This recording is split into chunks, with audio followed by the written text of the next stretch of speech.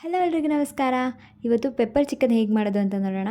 ತುಂಬಾ easy and ತುಂಬಾ ಟೇಸ್ಟಿಯಾಗಿರುತ್ತೆ ಆ್ಯಂಡ್ ಬೇಗನೆ ಮಾಡ್ಕೋಬೋದು. ಇದು ಅನ್ನಕ್ಕೆ, ಚಪಾತಿಗೆ ಅಥವಾ ಜೋಳದ ರೊಟ್ಟಿಗೆಲ್ಲ ಸಖತ್ ಕಾಂಬಿನೇಷನ್ ಅಂತಲೇ ಹೇಳ್ಬೋದು.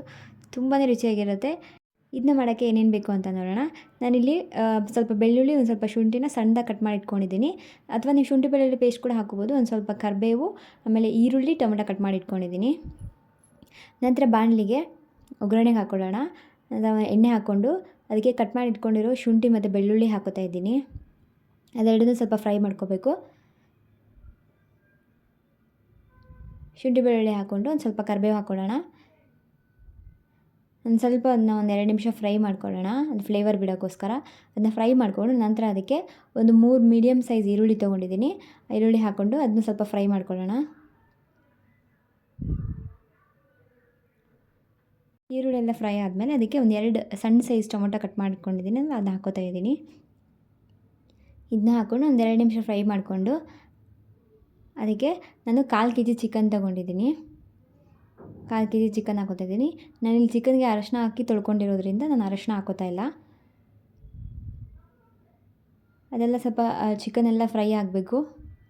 ಪ್ಲೇಟ್ ಮುಚ್ಚಿಬಿಟ್ಟು ಒಂದು 10 ನಿಮಿಷ ಲೋ ಫ್ಲೇಮಲ್ಲೇ ಫ್ರೈ ಮಾಡ್ಕೊಳ್ಳೋಣ.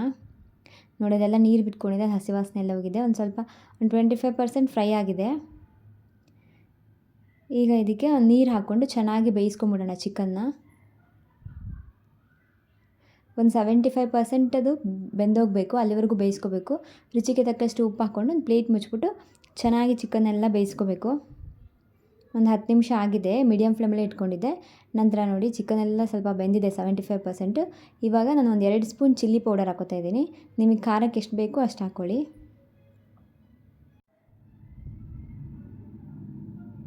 ನಂತರ ಒಂದು 2 ನಿಮಿಷ ಅದನ್ನು ಫ್ರೈ ಮಾಡಿಕೊಂಡು ನಂತರ ಅದಕ್ಕೆ ಪೆಪ್ಪರ್ ಪೌಡರ್ ಹಾಕೋಣ. ಇದು ಪೆಪ್ಪರ್ ಚಿಕನ್ ಅಲ್ವಾ, ಮೇನ್ ಪೆಪ್ಪರ್ ಪೌಡರೇ.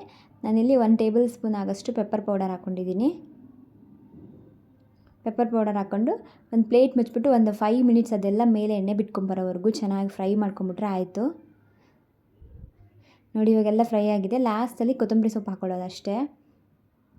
ನೋಡಿ, ಮೇಲೆಲ್ಲ ಎಣ್ಣೆ ಬಿಟ್ಕೊಂಡಿದೆ, ಚಿಕನು ಚೆನ್ನಾಗಿ ಬೆಂದಿದೆ, ರೆಡಿ ಆಗಿಬಿಟ್ಟಿರುತ್ತೆ.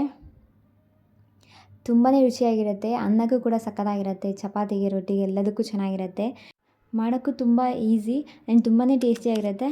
ಆಮೇಲೆ ಕಮ್ಮಿ ಐಟಮ್ಸಲ್ಲಿ ನಾವು ಇದನ್ನು ಮಾಡ್ಕೋಬೋದು. ಈ ಥರ ಒಂದ್ಸಲ ಟ್ರೈ ಮಾಡಿ ನೋಡಿ, ಹೇಗಿತ್ತು ಅಂತ ಕಮೆಂಟ್ ಬಾಕ್ಸಲ್ಲಿ ತಿಳಿಸಿ. ಈ ಚಳಿಗೆ ಖಾರವಾಗಿ ಸಕ್ಕತ್ತಾಗಿರುತ್ತೆ. ಖಾರ ಯಾರು ಇಷ್ಟಪಡ್ತೀರೋ ಇದನ್ನ ಮಾತ್ರ ತುಂಬ ಇಷ್ಟಪಡ್ತೀರಾ, ಅಷ್ಟು ಚೆನ್ನಾಗಿರುತ್ತೆ. ಇನ್ನೂ ನಮ್ಮ ಚಾನಲ್ನ ಯಾರ್ಯಾರು ಸಬ್ಸ್ಕ್ರೈಬ್ ಮಾಡ್ಕೊಂಡಿಲ್ಲ, ಪ್ಲೀಸ್ ಸಬ್ಸ್ಕ್ರೈಬ್ ಮಾಡ್ಕೊಳ್ಳಿ. Thank you for watching.